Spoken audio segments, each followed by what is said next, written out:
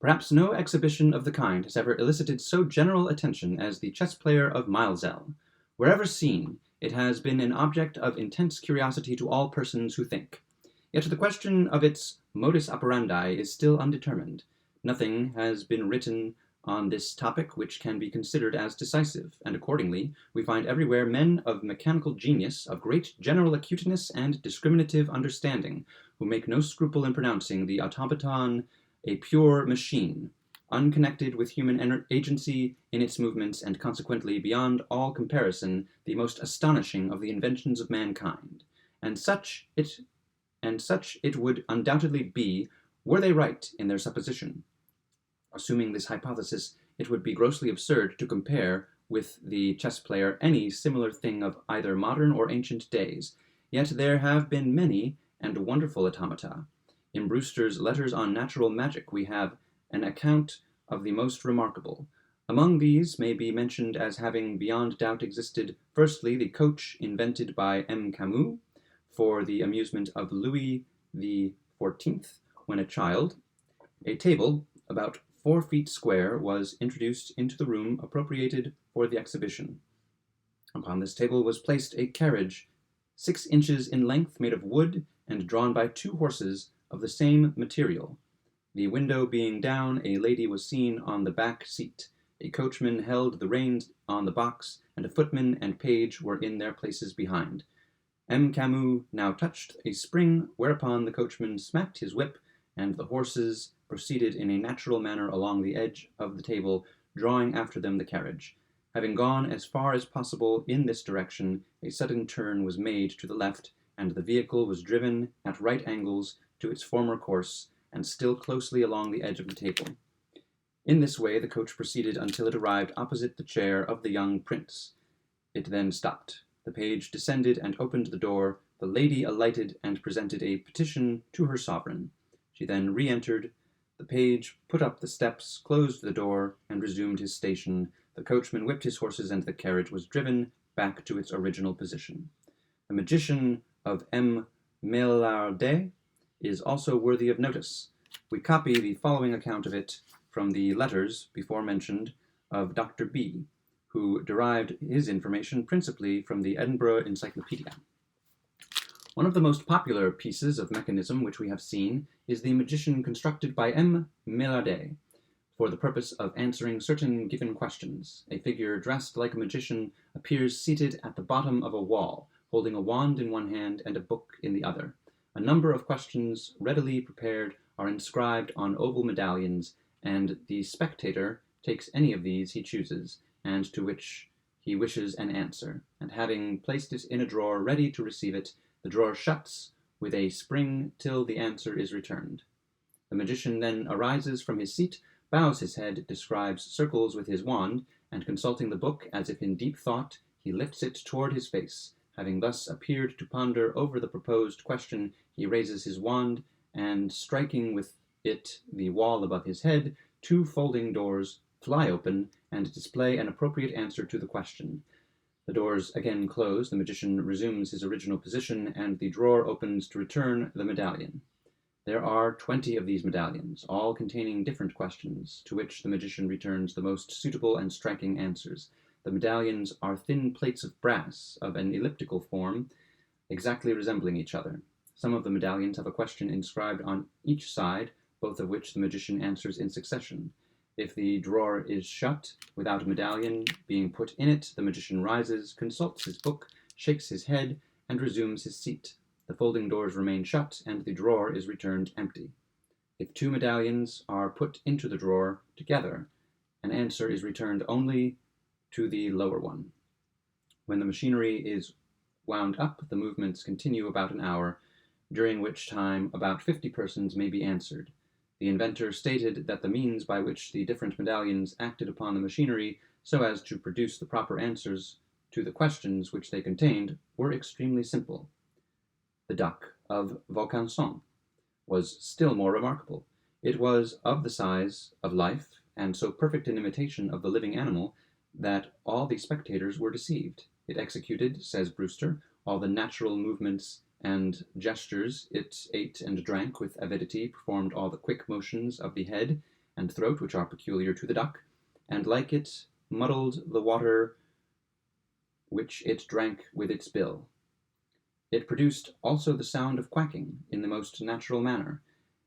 In the anatomical structure, the artists exhibited the highest skill. Every bone in the real duck had its representative in the automaton, and its wings were anatomically exact.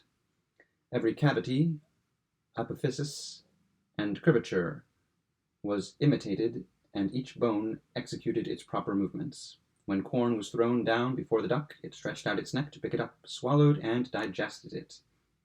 But if these machines were ingenious, what shall we think of the calculating machine of Mr. Babbage? What shall we think of an engine of wood and metal, which can not only compute astronomical and navigation tables to any given extent, but render the exactitude of its operations mathematically certain through its power of correcting its possible errors? What shall we think of a machine which can not only accomplish all this, but actually print off its elaborate results when obtained without the slightest intervention of the intellect of man? It will perhaps be said in reply that a machine such as we have described is altogether above comparison with the chess player of Maelzel, but by no means. It is altogether beneath it, that is to say, provided we assume what should never for a moment be assumed, that the chess player is a pure machine, and performs its operations without any immediate human agency. Arithmetical or algebraical calculations are, from their very nature, fixed and determinate. Certain data being given, certain results necessarily and inevitably follow. These results have dependence upon nothing, and are influenced by nothing but the data originally given, and the question to be solved proceeds, or should proceed, to its final determination by a succession of unerring steps, liable to no change, and subject to no modification. This being the case, we can without difficulty conceive the possibility of so arranging a piece of mechanism that upon starting in accordance with the data of the question to be solved, it should continue its movements regularly, progressively, and undeviatingly toward the required solution, since these movements, however complex, are never imagined to be otherwise than finite and determinate. But the case is widely different with the chess player. With him there is no determinate progression. No one move in chess necessarily follows upon any one other. From no particular disposition of the men at one period of a game can we predicate their disposition to a different period, at a different period. Let us place the first move in a game of chess in juxtaposition with the data of an algebraical question, and their great difference will be immediately perceived. From the data, the second step of the question, dependent thereupon, inevitably follows. It is modeled by the data. It must be thus, and not otherwise. But from the first move in the game of chess, no especial second move follows of necessity. In the algebraical question, as it proceeds toward solution, the certainty of its operations remains altogether unimpaired. The second step having been a consequence of the data, the third step is equally a consequence of the second, the fourth of the third, the fifth of the fourth, and so on, and not possibly otherwise to the end. But in proportion to the progress made in a game of chess is the uncertainty of each ensuing move.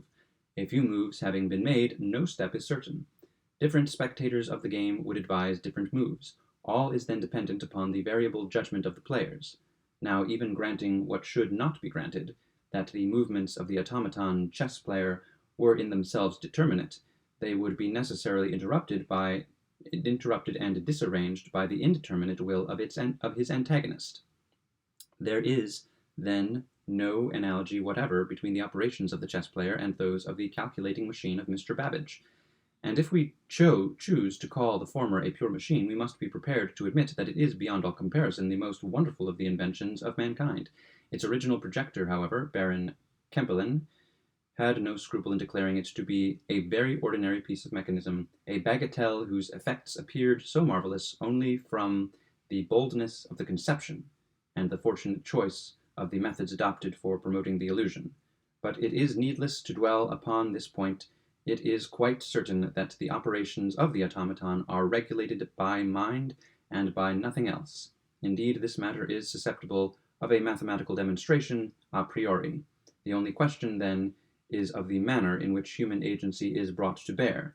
Before entering upon this subject, it would be as well to give a brief history and description of the chess player for the benefit of such of our readers as may never have had an opportunity of witnessing Mr. Maelzel's exhibition.